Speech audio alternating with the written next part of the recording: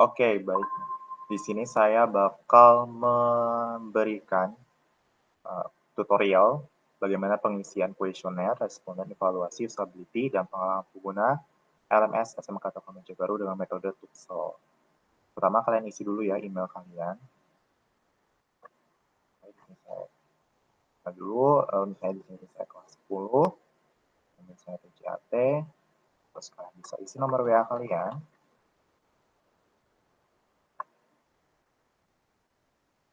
Berikutnya, nah di bagian kuesioner inspeksi kegunaan, harap berikan rincian masalah yang Anda identifikasikan dengan menggunakan item Tuxel 2.0 setiap kali Anda mengidentifikasikan masalah. Silakan isi dengan informasi yang ada. Nah, di bagian permasalahan LMS berdasarkan ID login. Misalnya, mengacu pada ID login Tuxel misalnya di LF2. Tidak memberitahu bidang mana yang harus diisi, misalnya dengan tanda asterisk atau bintang. Nah, ini kalian sesuaikan dengan permasalahan yang kalian temukan. Kalau misalnya tidak ada, kalian tidak usah pilih. Kalau misalnya ada, misalnya di bagian LMS tidak memberikan simbol seperti ini ya, karena tidak wajib diisi. Itu bisa kalian checklist, misalnya di sini. Lalu, kalian sebutkan nih permasalahannya. Atau misalnya di sini saya tambah 2, saya tidak ada umpan balik bagian LF1. Kalau kalian sebutkan permasalahannya, lokasinya itu di mana, misalnya di LF2 halaman login. Terus di LF1 misalnya halaman login juga.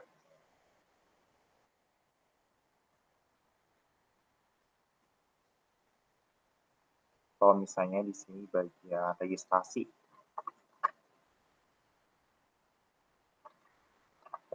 login.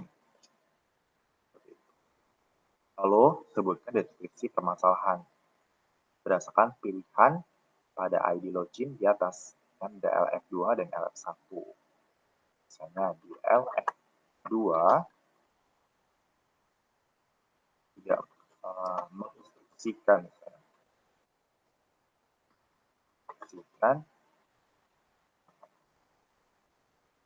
wajib mengisi username atau email di bagian LF1.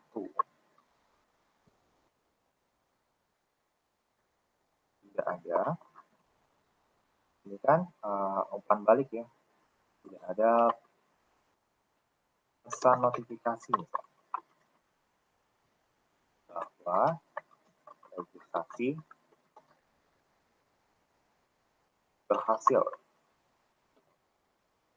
Biasanya kalau kita ingin login itu ada registrasi dulu ya, baru bisa login. Lalu apakah masalah tersebut terjadi berulang gitu? Kalau misalnya tidak, ya pilih tidak. Kalau misalnya ya seluruh sistem, kalian pilih. Kalau misalnya ya beberapa tugas, kalian pilih ini. Tapi kalau misalnya kalian pilih yang ya beberapa tugas, kalian wajib mengisi tugas apa aja sih yang berulang itu. Nah di sini apakah permasalahan tersebut terjadi berulang? Tidak gitu. Sama ya, seperti tadi ya cara pengisiannya. Di bagian LMS, di ID General Interface, itu lebih ke tampilan. Kalau yang tadi lebih ke login sebelum kita masuk ke halaman utama. Kalau ini adalah tampilan keseluruhannya. Misalnya, di sini FD5, kontras warna rendah membuat teks sulit dibaca. Atau misalnya yang N1 nih, menu navigasi hampir tidak terlihat dan atau sulit diingat. Atau misalnya lagi, desain antarmuka nih, font, warna, tema, dan tombol tidak konsisten. Jadi, misalnya fontnya itu ada yang pakai italic gitu ya, ada yang pakai Arial gitu. Jadi nggak sesuai nih, setiap menu tuh beda-beda fontnya, atau warnanya beda-beda nih, atau bahkan tombolnya nih tidak konsisten gitu. Jadi ada yang tombol yang bulat, ada yang bentuknya radio button misalnya, atau bentuknya checklist gitu ya, atau bentuknya select gitu, dipilih gitu. Itu kalian bisa checklist. Di sini saya mencontohkan satu saja ya. Misalnya di sini satu, ada kontras warna yang rendah membuat teks sulit dibaca. Nah, lalu kalian bisa isi halaman apa gitu, kok bisa uh, menemukan permasalahan ada warna yang teks tulisan yang sulit dibaca karena kontras warnanya tidak sesuai. Misalnya halaman dashboard, atau halaman utama, atau halaman kursus misalnya.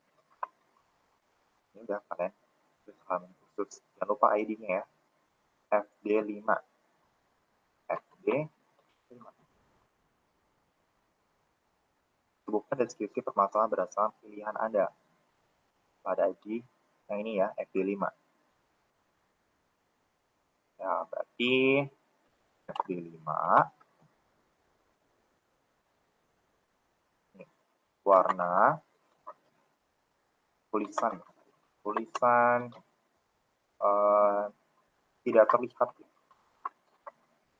tidak terbaca karena berwarna abu-abu. Apakah masalah tersebut terjadi berulang? Ya, di semua sistem misalnya. Karena di halaman kursus, semuanya ini bentuknya kayak gini. Warnanya abu-abu semua, jadi sulit membaca. Lalu sebutkan nih permasalahan berdasarkan di assessment di bagian halaman tugas ya. Kalau di halaman tugas misalnya di sini mencontohkan yang L2. Kalau misalnya tidak ada nih di halaman tugas, fine-fine aja, nggak ada permasalahan. Jadi nggak usah di checklist gitu. Lalu misalnya di bagian ini, assessment ya, di bagian penilaian atau skor. Di sini kalian di halaman skor ternyata tidak menampilkan ya, tidak menyediakan skor saat saya melakukan aktivitas untuk melacak kinerja saya. Jadi selama saya kuis, selama saya ngerjakan tugas, nggak ditampilin tuh nilainya di sistem gitu. Jadi kalian bisa checklist. Lalu kalian isi permasalahan yang detailnya itu di bagian apa gitu. Misalnya di sini adalah OO1 di bagian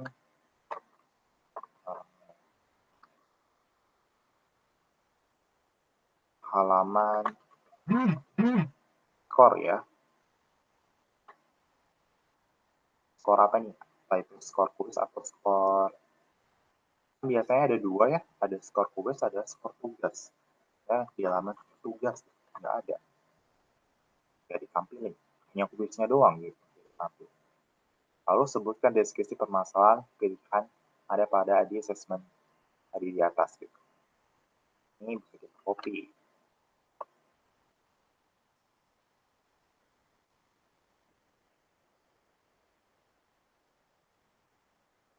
Nah, misalnya halaman skor tugas tidak menampilkan pengerjaan ya, tidak menampilkan hasil pengerjaan nih. Nah, terus apakah masalah tersebut terjadi berulang?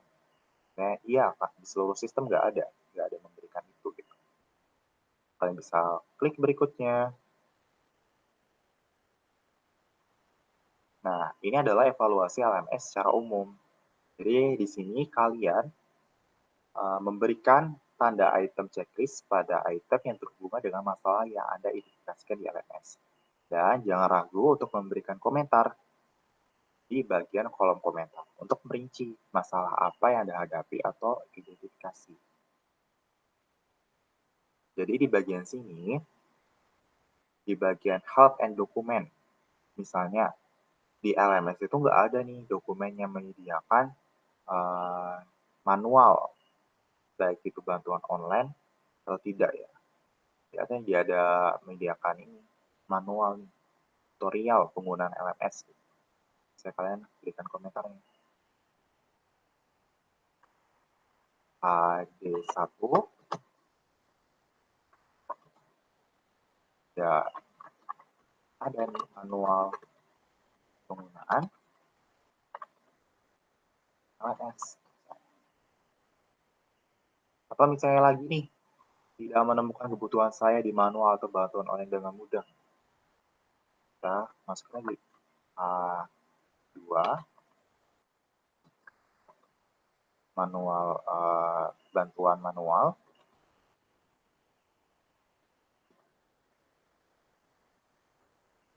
penggunaan tidak menjelaskan. Tidak menjelaskan apa? Misalnya bantuan saya ingin ganti password misalnya. Atau lupa password gitu. Bantuan lupa password. Kalian sebutin aja gitu. Saya penggunaan LMS keseluruhan ya. Karena memang tidak ada buku manualnya. Dan saya di sini daftar periksa permasalahan pada learnability. Nah ini ya, kalian bisa milih permasalahan yang kalian temukan di bagian LMS.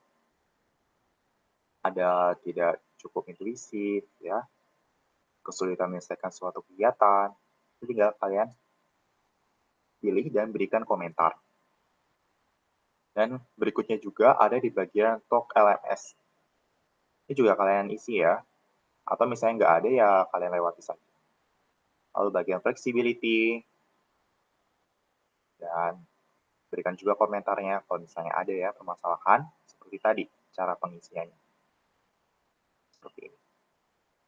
Lalu kalian klik berikutnya. Nah, ini bagian yang terakhir. Anda sekarang akan mengevaluasi user experience atau pengalaman pengguna yang ditampilkan oleh LMS. Harap tandai pada setiap baris lingkaran yang paling dekat yang menggambarkan pengalaman UX Anda sesuai dengan contoh di bawah ini. Ini kan contohnya ya. Nah ini contohnya dia lebih rumit ya daripada mudah. Gitu. Dan kalian mengisinya sesuai ini ya, sesuai pendapat kalian gitu. Nggak usah terlalu baik dipikirkan gitu. Misalnya saya menggunakan LMS, ya menyenangkan. Apakah saya nyaman menggunakan LMS gitu? Ya nyaman misalnya. Apakah LMS itu sesuai harapan atau tidak? Gitu. Sesuai harapan? Apakah penggunaan LMS itu mendukung gitu? Ya, misalnya mendukung. Apakah dia efisien atau tidak? Ya, kalian pilih efisien, sangat efisien mungkin. Mungkin yang bagian ini praktis atau tidak praktis gitu. Dengan adanya LMS, praktis gitu misalnya. Apakah inovatif atau konvensional, tidak inovatif gitu. Halamannya tidak berkembang gitu misalnya. Atau ada menu-menu tambahan yang baik gitu, yang banyak yang bisa pilih inovatif. Atau kreatif dan tak kreatif, lebih kemana nih? Kayaknya lebih ke kreatif deh. Bisa kalian pilih yang di sini. Apakah LMS-nya itu rumit atau mudah? Ya, menyesuaikan ya berdasarkan pendapat kalian. Misalnya di tengah-tengah deh. Tidak rumit, dan juga mudah. Apakah membingungkan atau jelas nih? Jelas misalnya. apakah dia menarik atau tidak gitu. Misalnya kalian jawabnya tidak menarik ya karena halamannya tidak ada animasinya atau gambarnya gitu. Apakah dia motivasi atau demotivasi atau tidak termotivasi nih kalian ketika menggunakan LMS, malah kalian tuh nggak kepengen ngerjain tugas gitu. Atau karena ada LMS kalian jadi sering ngerjain tugas atau memotivasi kalian gitu untuk menggunakan LMS dan kegiatan pembelajaran. Makanya sangat ya motivasi. Lalu kalian bisa berikan kritik nih, kritik dan saran. Nah, contohnya kan di sini kan tidak menarik ya. Nah, kenapa tidak menarik? Silakan berikan kritik. Misalnya karena um, tidak ada animasinya gitu.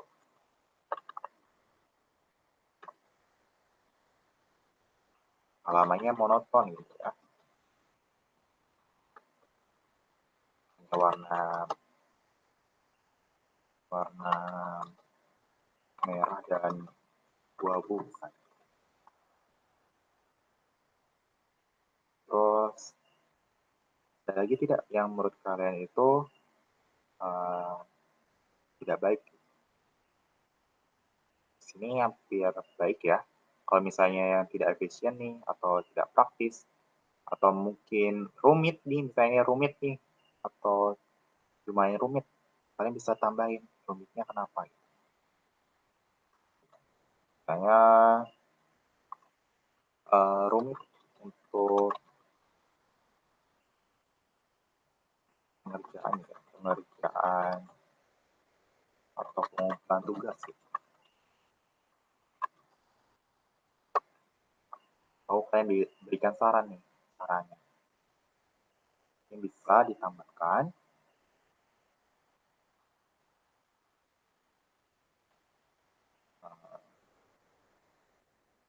seperti animasi ya, animasi untuk profil misalnya. Jadi ada foto kita gitu ya, atau gambar.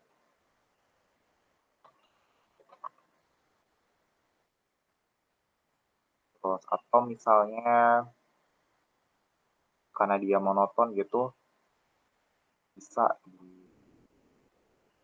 menggunakan warna lain. Warna warna soft misalnya. Lalu bagian rumit nih, pengerjaan dan pengumpulan tugas. Jadi misalnya